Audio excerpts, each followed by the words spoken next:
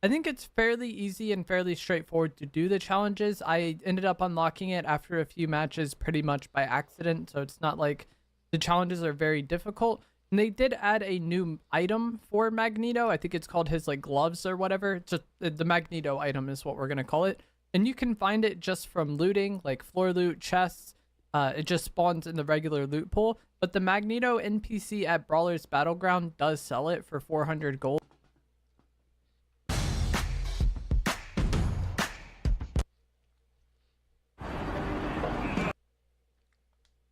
What is up, guys? In today's video, I'm going to be going over everything you need to know about Fortnite's new Magneto update. As always, if you guys do find this video helpful, informative, interesting, remember to give it a like, subscribe if you'd like to see more, and comment down below what you think of this update. So, first of all, we got the Magneto skin that you can now unlock in the Battle Pass by doing the challenges.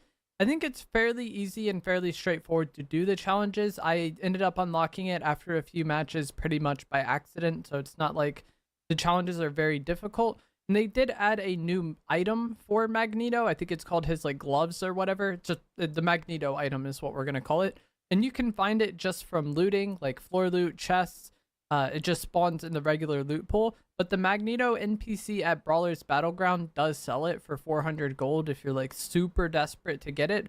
But I really didn't have that hard of a time finding this item. And it seemed like playing the game, neither did my opponents. It's not like it's a very super rare item. It's fairly attainable. It does have two modes. It has an attack and a shield block. The attack throws balls of scrap metal at opponents, dealing 95 damage to players and 400 damage to vehicles. And the first attack does start kind of slow, like there's like an animation to it. But once you do that first attack, you can begin to spam it like decently fast afterwards. And it does have unlimited ammo, which with each shot like going on cooldown for 8 seconds, and then it has 5 total shots. So if you shoot it all out, it would take 40 seconds before you're full health, full ammo on it again. And it is very good. Like 95 damage is no joke, and it does do AoE damage, meaning like area of effect. You don't have to hit the player directly. You can kind of miss them and just hit near them. The affected area is not very large, but just again, you don't have to be perfect using this item. And if you use the attack while in air, you'll kind of like hover in air while doing the attack. So if it's like very good for that, because in general, area of effect weapons in every game, it's easiest to use them if you just like look at the ground next to the opponent, and this makes it nice when you have high ground. So giving that hover when you're doing the attack makes it easier for you just to stay above opponents and just rain down shot after shot after shot. And even if you aren't doing the attack, if you have the item out at all, your jump is like a little more floaty, and you won't take fall damage at all if you have this item out. You can hit players inside a car. Like if a player is inside a vehicle and you hit the car, you can deal 95 damage to the player inside while also hitting the car for 400. But I found this to be super inconsistent. Like I had times where I was hitting a car head on at the windshield, hitting 95 attack, no problem. And then I had like the same situation happen later, and I wasn't doing damage to the car. So I don't really know why it was inconsistent hitting people through vehicles, but it did feel pretty inconsistent hitting people through vehicles. But either way, like when it works, it's insane, because like 400 damage to a car will probably take like 3 to 5 hits to break the car, right? And then it takes 3 hits to eliminate the person. So if you like hit the person inside twice and break their car, they have basically no health anymore, and it should be a really easy fight for you to clean up. And then the block of this item will block 400 damage before you kind of like break the block, you know? And it can block cars that run into you and basically like knock them back. So if you're in a situation where someone's just driving at you with a car and you have time to take this out and then kind of do the animation of blocking, you can just completely counter their car that way, or at least stop them from running you over. But it's not like this is really that like game changing to me. The block is okay, but I think the main kind of benefit of this weapon is how insanely fast it can eliminate people. And I think the best way to use this item is to use some sort of mobility like gloves or shockwaves, kind of get up into the air and then just rain down attacks while you're in the sky doing that hover. And again, there's an animation to the first one, so once you make it past that part, you can eliminate people very quickly. every time I fought this item and someone was using it well, it was rough to play against. And let me know down in the comments below if you would like to see a video for like tips on dealing with this item. I think in short, it's just best to not deal with it. If someone's trying to do that to you, trying to just take that damage trade race is unlikely to work out for you unless you already have the person pretty weak. So it's probably best to just try to like reposition. If you can get them to waste some shots, that's great. But it's a very frustrating item to play against, I feel like, and I do think a lot of players will struggle playing against this item. At first, when I was playing, I thought it was kind of mid and it was just like C tier. But as the day went on and I had more time playing against it and ran into more people using it, I feel like it can be a pretty rough item to play against. And I think a lot of people will not be happy that it's in the game. So that is the Magneto item. The bunker outside Grand Glacier is also opened up, but there really isn't much loot here. And the one time I landed here, the only thing I found was shotgun shells. So I wouldn't really recommend landing here. I think it can spawn 3 chests if all of them spawn, like, you know, the chest spawn rate is random. But there are 3 chests here, but in my match, I didn't get them. I feel like this is more of just like a nice Easter egg for fans of the X-Men than it is like an actual spot that you're going to drop at multiple times, especially because it's out in the open in the snow area. I just don't really see this as that good of a drop spot. I think it's just like a nod to the show. This really wouldn't be the first time Fortnite had a bunker open up that wasn't really that worthwhile. And then the final kind of change with this update is going to be that the Metallica stuff is now gone. So the island that would spawn in 4th zone was changed for the Metallica update, and it is now back to being the default Chapter 5 island. It does still drop the mythic hand cannon, that wasn't changed, but just the layout of the island was changed. The Rift guitar was vaulted, and then those like jam track things that were at the POIs for whatever reason, those are now gone as well. Don't really know what those did, but they were there and now they're not. So I think the most impactful of the Metallica stuff is that the guitar was vaulted and that the island was changed back to being the Chapter 5 island. And then obviously we got the Magneto item. Those are kind of like the big changes in this update. Let me know what you guys think of this update, what you think of the Magneto item down in the comments below. As always, if you did enjoy this, remember to give it a like, subscribe if you'd like to see more, and I will see you guys in the next one. Thanks for watching as well.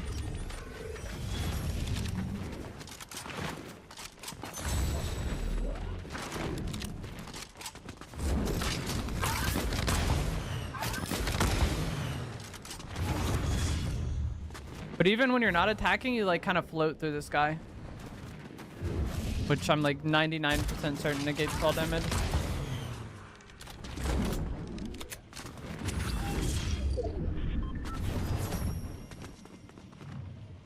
I just had visual audio footsteps. I don't know this place, so. Can you use the attack to avoid fall damage? I think if you just have it out in general, you avoid fall damage.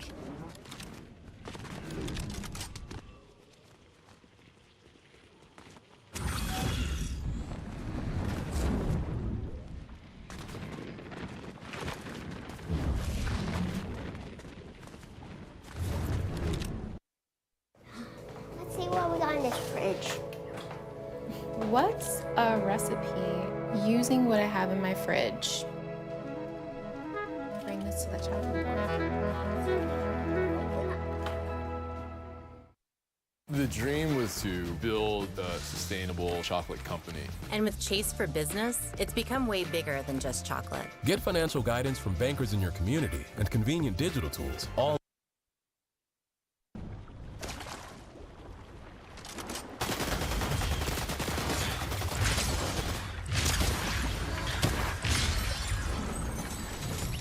That's so overpowered, man. That guy stood no chance. Is your guitar vaulted? Yes.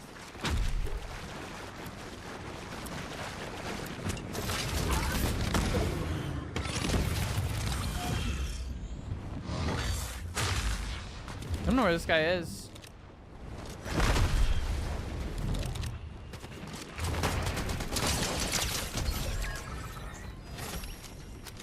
Graphics card drive? I think 4070.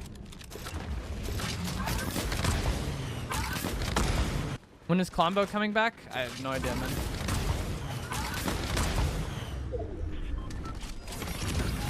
Today's update wasn't an actual update, it was just a hotfix.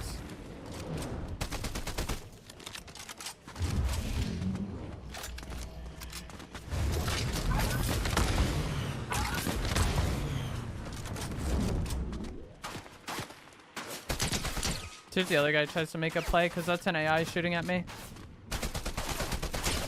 And I just choke all my shots. GG's. I wonder if we can hit him around the corner with this.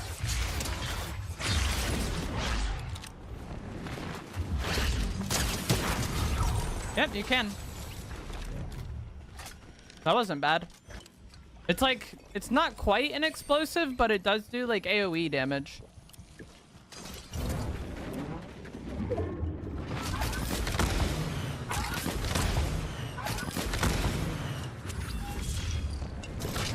Where's this last person at? I want to like go super high in the sky and then shoot down on them with it.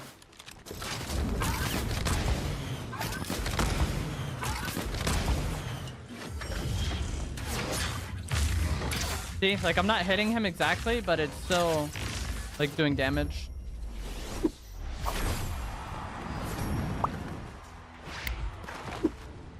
Feels like really good in that situation. That guy's just like trying to play that corner. We hit him for 95 and then dash on him.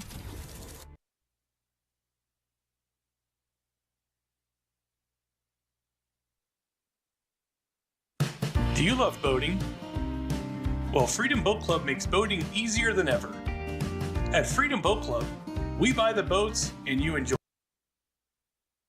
This is the Kickstarter iceberg. This iceberg chart outlines the worst ideas and the biggest scams that Kickstarter has ever seen. So in case you don't know what Kickstarter is, I'll give you just a speedrun explanation. Kickstarter is a crowdfunding website where if you have a brilliant idea for a product that you want to make a reality, you can go onto Kickstarter and make a web page where you pitch this product, and if people like what you're pitching, they can decide to give you money in the hopes that you can make this product a reality. Now, quite a few pretty good products have come from Kickstarter over the years. Oculus's first VR headset, the Oculus Rift, actually started as a Kickstarter campaign. Undertale and Shovel Knight were both games that started as Kickstarter campaigns. That Exploding Kittens game, if you've ever seen that around, that started as a Kickstarter campaign. Good things do come from this website, but definitely not everything. Before we get into this, I need to quickly point out some things. First of all, some of the entries on this iceberg chart are actually Indiegogo projects. Kickstarter and Indiegogo provide a very similar service. They're both crowdfunding websites where you make a web page that pitches your product and then people can decide whether or not they want to fund it. They both offer rewards for people who decide to back products. Since both of these websites are basically the same thing, this iceberg chart covers stuff from both of them. Also, I want to keep a pretty decent pace going through all of these entries here today. And so I am going to go a little bit in depth into some of these entries that are worth it, but I'm also just going to breeze through a lot of these. All right, let's get into it. The Triton Gills. So in 2016, an Indiegogo campaign was launched for something called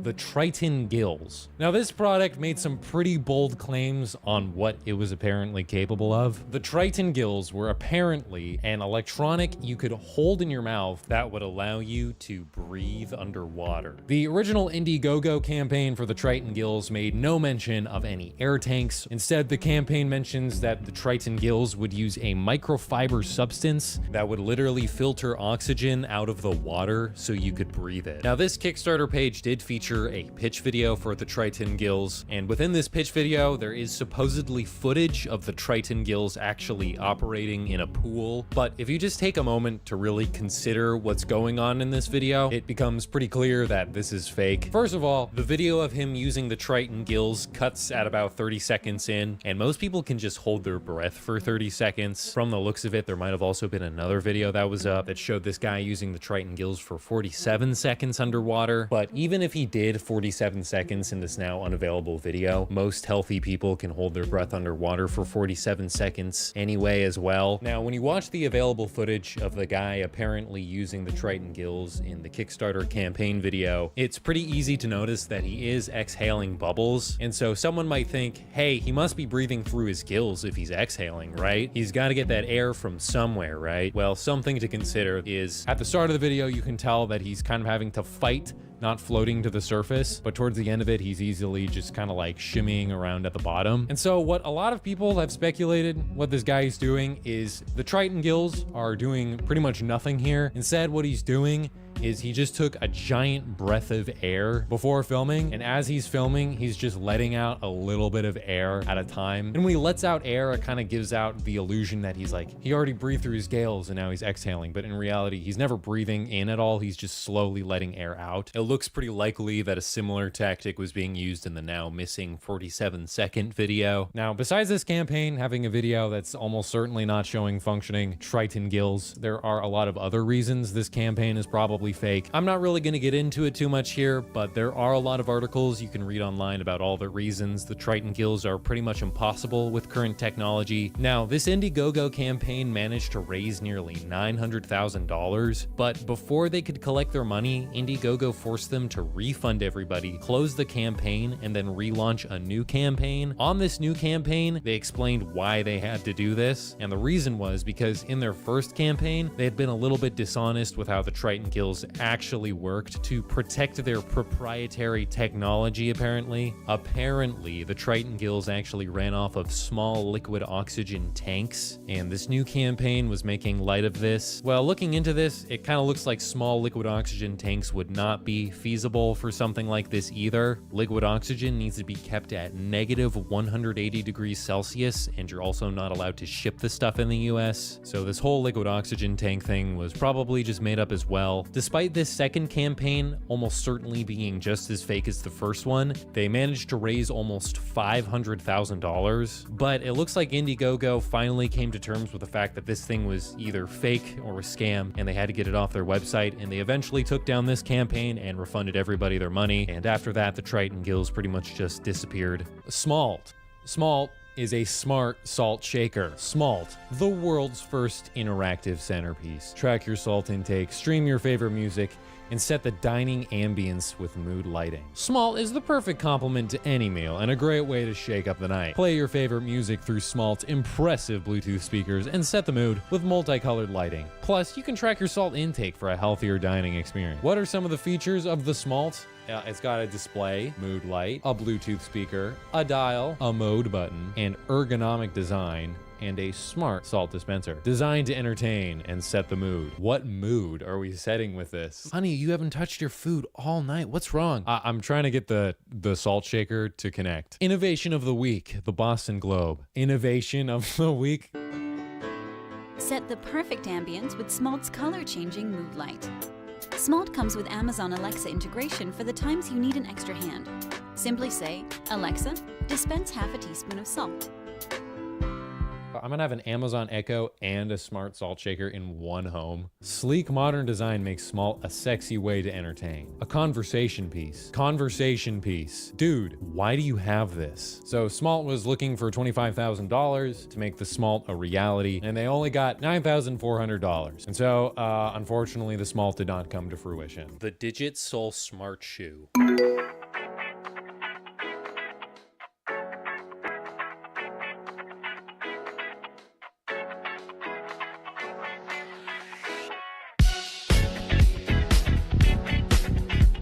There are people, you would wear these around and you would never, ever hear the end of it. Accurate tracking, auto tightening, coaching and monitoring, 3D walk analyzer, Bluetooth connected, smart heating, cushioning monitoring, battery powered, ultralight, water resistant. And yeah, with all of these awesome features on these shoes, they have to have a battery. So don't forget to plug in your shoes after a long night out. Dude, I won't be able to make it. My shoes are charging. Whether you're a techie who always has the latest gadget, a sneakerhead on top of trends, athlete or health tracking enthusiast, the Smart Shoe is something for you. The Digit Soul Smart Shoe needed $50,000 to reach its funding goal, and it got a little over $114,000. But after the money was collected, there was 3 years of them updating on the progress of the shoe. But in 2019, they just kind of came out with an update on their Kickstarter page where they said that they had canceled the project. Apparently, they had run into technical constraints. They had problems with R&D, and apparently they couldn't make the shoes to last long enough to make a product that they thought would satisfy customers. They said that they would be giving refunds to people who funded the project. From the looks of it, quite a lot of people did get refunds, but also reading through the comments on this Kickstarter, it looks like there were some people that didn't get refunds for some reason. Spoonie. This was a Kickstarter campaign for a spoon that had a built-in fan that would cool your food off. Yeah, this one didn't get funded. The Bug Juggler. So what do you think the Bug Juggler is? Take a moment, think about it. All right, place your bets. What do you think it is? It's a robot that juggles cars. Yeah, there was this Kickstarter campaign that was ran by this guy who wanted to make a robot that could juggle cars. They asked for 50,000, they got a little over 1,000, so funding was unsuccessful. Could you imagine? Hey dude, have you seen my car? I can't remember where I parked it. Oh shit. Box. So this was a Kickstarter campaign for a smart bottle opener. So what's so smart about this bottle opener? Well, it will connect by Bluetooth to your phone so that when you open a bottle, it'll automatically send a message to people saying you opened a bottle. So you can let people know what's up. This would be a great gift for that alcoholic friend you want to keep tabs on. So this Kickstarter campaign did actually manage to get funded, and they did actually manufacture these things. So maybe it wouldn't be fair to call this a Kickstarter failure. Maybe we could just call it a societal failure or something. Stompy. So this was a Kickstarter campaign that was trying to make a 6-legged robot. This Kickstarter campaign did actually get funded, but it looks like development of this thing has kind of tapered off. It honestly looks like they got pretty decently far into development. They were supposed to give backers rides on this thing, but it doesn't look like they've ever actually gotten around to it. Dark Skies. So in April of 2014, a campaign for a game called Dark Skies showed up on Kickstarter. Dark Skies, an epic brony dating sim. The game was asking for $7,500 in funding, and the Kickstarter campaign goes on to read, 4 years in the making, Dark Skies is not your average dating sim. It is a journey that spans multiple continents, a quest of good against evil,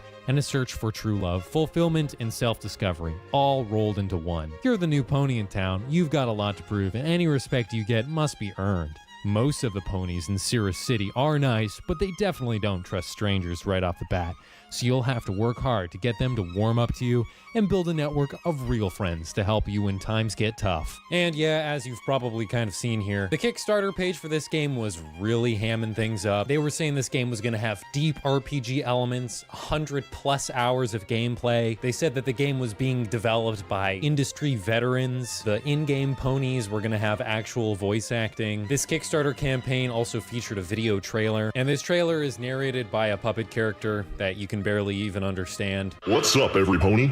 I go by the handle Psychoactive Charm. And probably the best part of it is when they show off the voice actors that are going to be in the game.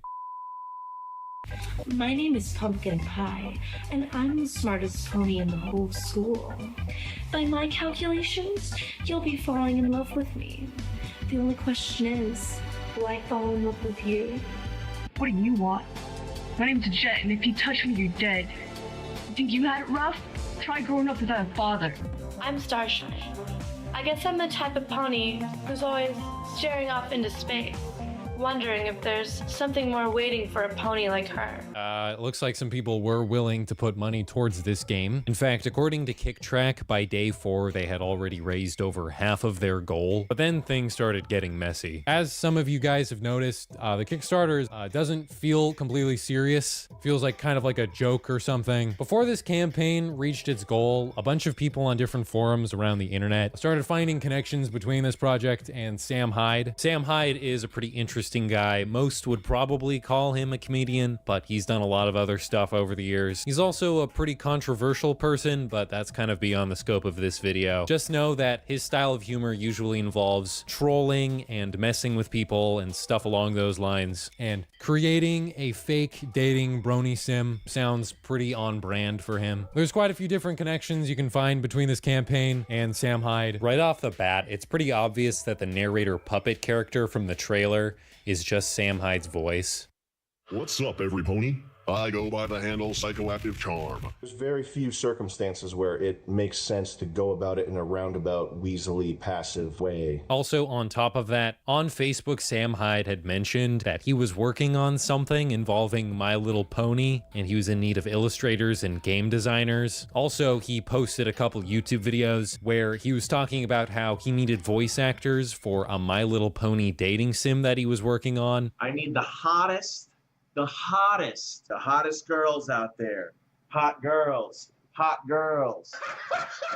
MDE is doing a brony dating sim. I need hot girls to be the voiceover actresses for the MDE dating sim. There are a bunch of other connections I could mention that people found between Dark Skies and Sam Hyde, but to make a long story short, a lot of people in the brony community came to realize that Sam Hyde was actually behind this project. After 4 days into the campaign, funding for the project really seemed to taper off. In fact, there ended up being quite a few refunds even, and this was probably at least in part due to a lot of bronies realizing that Sam Hyde was actually behind this project. Funding for the Kickstarter project was canceled on the last day, and from what I can tell, everybody got refunds. Now, kind of an interesting part about this is it looks like a lot of people online were under the impression that this was just like an attempt to scam people out of money, and there wasn't ever actually a Dark Skies brony dating sim. But Sam Hyde has gone on record saying that he was actually trying to make this game, and he wasn't just gonna try and like do a rug pull and run with the money. So there's people now still like bronies who like look at this